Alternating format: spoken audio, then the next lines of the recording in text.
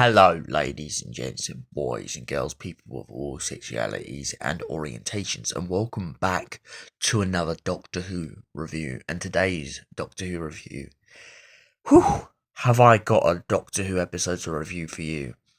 The most recent Doctor Who episode, Dot and Bubble. Please be warned ahead of this video that there will be spoilers intended throughout this story about what has happened in the episode. So if you don't want any spoilers, may I suggest clicking off right now. 3, 2, 1. You've been warned. Now without further ado, let's jump right into the Doctor Who review. Welcome to a society called Fun Time.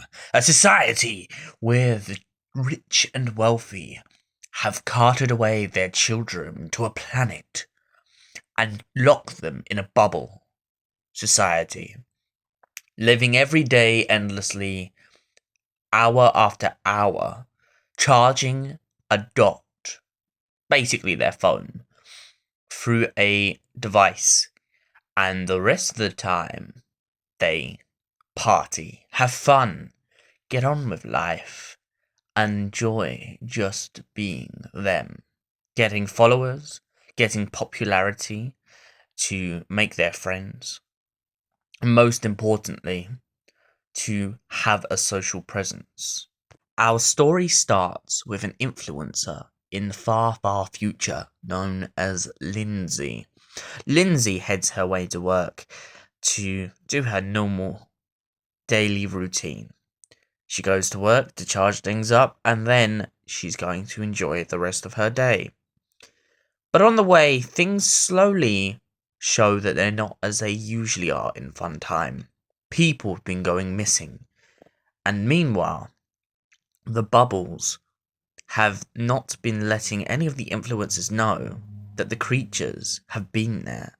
It's like the system has been hacked. Whilst Linsey's at work, she gets a mysterious call from a Miss Ruby Sunday after having a conversation with one of her friends stating that people aren't picking up their phone calls. Well, their bubble calls. Ruby asks, pretending to be a person from head office, what the people in Fun Time do. Linsey arrogantly points out that they work and they play and they have fun and that's their life, and that has all been arranged for the last few years by the higher authorities for them all to go away to this place. In doing so, Ruby also asks who works with Linsey. Linsey mentions that 6 people work in the same room at the same time every day, and this is just a part of their natural day cycle. Soon, Linsey constantly keeps swiping off to Ruby, but then Ruby mentions are the people that Linsey works with in the room currently. Linsey refuses to take down her bubble as she lives in this whole group chat of life and explains that this is how things must be. Ruby tells her to look to her right, and not wanting to, Linsey eventually gives in and realizes that there has been a creature eating up all her fellow employees around her, and they haven't touched her. Linsey begins to get scared and decides to try and leave, but she realizes she's never lived outside of her bubble, and this causes her to go in a fray.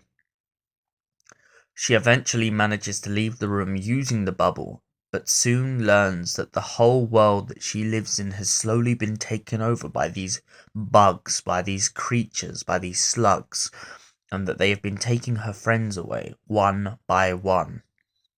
On an attempt to get away, she doesn't know what to do. She panics, she turns to a corner, she hides, and she frustratingly keeps getting messages from the Doctor and Ruby. Unsure of whether to trust them or not, she explains to them that this is her world and she doesn't know what's going on and she doesn't understand why this is happening to them. The Doctor and Ruby express to Linsey that there is a way out of her bubble community by an underground service hatch through an old maintenance shaft that was made when they originally made the planet. But to get to it, she must not use her bubble. She must use her own eyes, and she must look for the way out on a Plaza 55. Linsey begins to get in a fray as she's never lived outside of her bubble. And even though she knows her friends are being eaten up, she doesn't know whether she has the strength to leave and do as they say. But eventually, she decides that they're right, and if that's the only way to get out alive, she will do what she must. And so, she makes her first attempt, her first move. She's in a fray, she doesn't know what direction to go, but eventually, after walking into a lamppost, ironically, she finds her way towards Plaza 55. But there's a problem, a deeper problem, the problem that already occurred. Linsey is surrounded by bugs. She starts trying to move towards Plaza 55, but because she's never lived outside of her bubble, she finds herself very uncomfortable and finds herself in a situation of thwart. But like magic, like a hero on a steed, a man named Spencer appears, an idol from her bubble universe that she's been living in, and Spencer offers her a way out. Spencer mentions if she just follows his voice, she should be able to escape. She should be able to get to Plaza 55, and the pair should be able to get in contact with the home world and get a rescue team to their aid. Once they enter Plaza 55, Spencer unearths a horrible truth about their homeworld. He finds out that the bugs have conquered it, and that no population of their parents or anyone they know or love exists anymore. The whole world has been dominated by these slug creatures. And so, to keep Linsey's hope up, he lies to her. He lies to her out of love and conveyance and hope that the pair of them should be able to escape. But soon, in this episode, it will show to be his undoing. Once reaching the underground service hatch, the pair of them find themselves athwart with a door, an unlockable door that requires a code. Linsey reactivates her bubble after it's been charged from the upstairs part of the plaza and begins having a conversation with Ruby and the Doctor. She vanity and admirably goes on about Spencer. Meanwhile, the Doctor gives Spencer the code to open the door. Meanwhile, the Doctor slowly starts to piece together the deaths and everything that's going on. He soon learns that the bugs have been killing people alphabetically, and that they could have genetically been modified and created by whoever created the bubbles. He soon explains to Linsey that she needs to turn off her bubble, otherwise the bubble will attack her. The bubble begins to attack Linsey, but then Spencer tells her to switch places with him in order to get the door open faster. When doing so, the bubble begins to attack Spencer, and Linsey, out of malice and out of absolute selfishness, turns on Spencer, explaining that C becomes before P, and that Spencer's last name is only a name they have created since they got over a certain following on the bubble net, and this leads to Spencer's death. Linsey escapes the room and eventually reaches the rest of her friends, who are about to prepare for an embarkage on a new journey to the new world. But the new world isn't quite just the beginning of their problems. Linsey bumps into Ruby and the Doctor standing by the dockyard.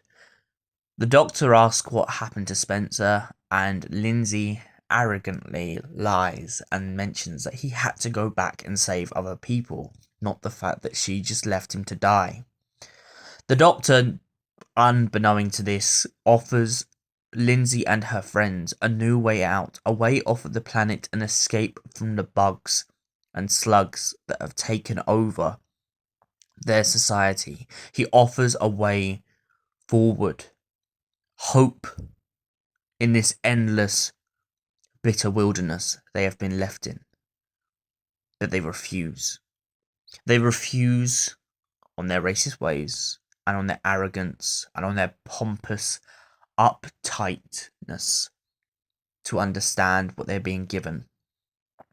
They look at the Doctor and they're repulsed.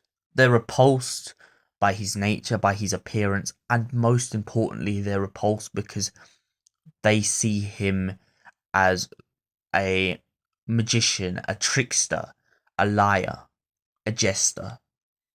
And the Doctor in this story is none of these things. He is so much more. He finds himself broken down, crying even on the verge of pity for these people. He helped them out of the city, out of the darkness, and what do they give him in return? They give him nothing. Nothing. They don't even let him offer them the hope that they have been looking for. They sign their own extinction. As he expresses to them, those creatures could get out of the bubble anytime. If they could get in, they can get out. And still they look at him in disgust. He breaks down in front of Ruby because he knows what's going to happen. He knows that they may last a month, a year, a few years, but eventually they will be found, and the creatures will capture them and they will eat them. And so Ruby and the Doctor have to watch as the boat goes away, as the people they just saved from the city absolutely disregard them like they're nothing. So Dot and Bubble, is it a good story? It is a fantastic story. I've got to say, the elements of the brainwashed society and the way that things are portrayed is absolutely incredible. There's two stories personally very well reminds me of.